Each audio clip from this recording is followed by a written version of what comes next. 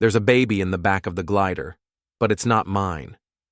Sure, she looks like my baby, but my baby never cries when we're cruising through the Kuiper belt. Quite the opposite. Cruising through the solar system's outer reaches is sometimes the only way I can get her to fall asleep.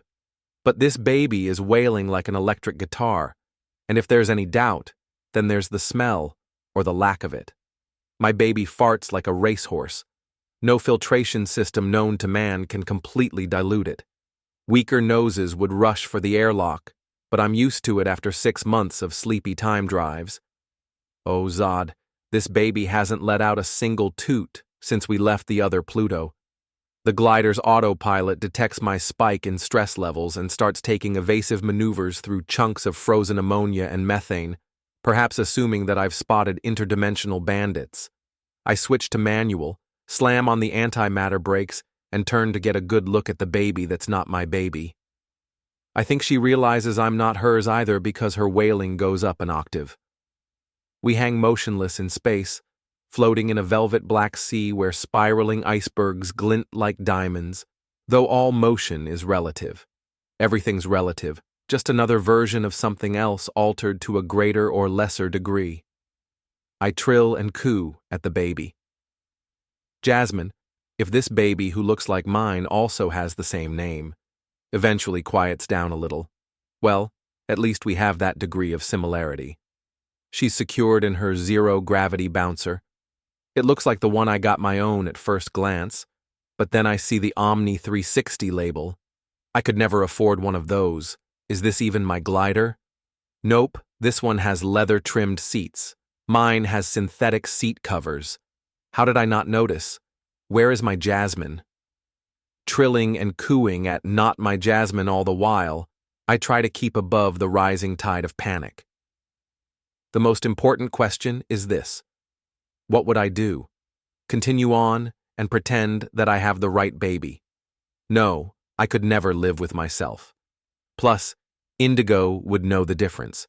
She'd tell Lois and Lois 2.0 because she tells her mothers everything, and my mothers-in-law would never let me hear the end of it. You left your baby in another dimension? I should have never stopped for that space burrito on the other Pluto. I don't do it too often, but if I went to the Plutacos in our solar system every time I took Jasmine on a sleepy time drive, then I'd pack on too many pounds, and Indigo would find out that I'm cheating on our diet. That's what's great about the Plutacos on the other Pluto. Tastes the same, but I'll never gain weight. It's all about those tiny differences in atomic properties that really add up when something as complex as a Plutaco's burrito meets an incompatible digestive system from another dimension. Their space burritos go right through me. Oh Zod, I crossed dimensions for the empty calories, and now I've lost my daughter. Not my Jasmine falls silent and wrinkles her nose. I smell it as well.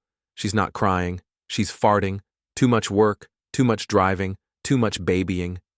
It was all in my head. I take a deep whiff of relief. Oh no, that was me. She begins bawling again. I redouble my trilling and cooing efforts to no avail. Okay, think. I have my not my Jasmine in my not my glider. I know myself, and I have to trust in that. So, what would I do? There's really only one answer. I'd get my damn baby back. I slam the not my glider into overdrive and set a zigzag course for the other Pluto.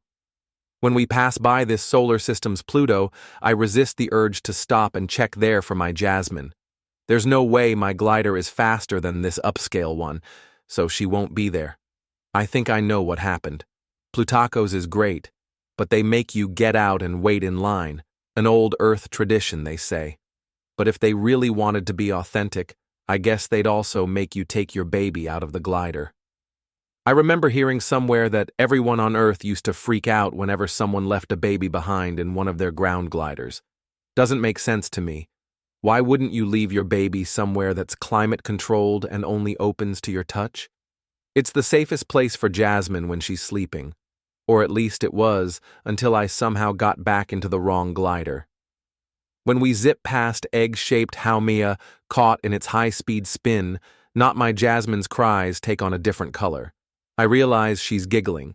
As the Kuiper belt thins out and we reach its edge, she laughs herself to sleep. Oh, so this baby likes to go fast. Then, we pass through the veil. Instead of reaching the Oort cloud and interstellar space, we just arrive in another Kuiper belt wrapped around another solar system. The rest of the universe is closed off to us, and no one knows why. Some say another civilization beyond our understanding has hemmed us in with alternate realities until we're mature enough to venture forth to other stars. Everyone calls them the Shadow Lords. I wonder if the Shadow Lords are watching my antics now and setting back the clock for humanity's release. Not my Jasmine and I don't make it all the way to the other Pluto, because another glider is hurtling towards us. The other glider slows, and I do the same. We dock alongside one another. When the airlocks open, I see man in his late 30s with a slight paunch. He's not me, and he looks like he wants to punch me. I would. Other Plutacos? He finally asks. Yeah. How'd she do? She cried until I went into overdrive. Yeah, she does that. Yours farted no matter what I did. Yeah, she does that, so... Without another word, we shuffle past one another and into our respective gliders. As we undock our gliders, I lay my eyes on my own sweet Jasmine, still sleeping soundly and tooting away. It doesn't matter what dimension we're in because, for the moment, this is where I belong.